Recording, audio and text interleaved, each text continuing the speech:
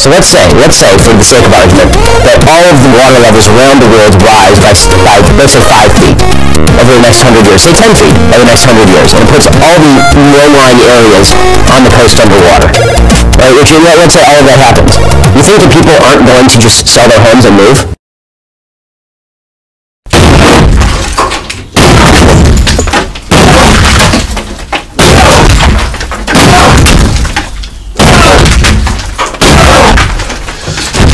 Small problem. Sell their houses to who, Ben? Fucking Aquaman!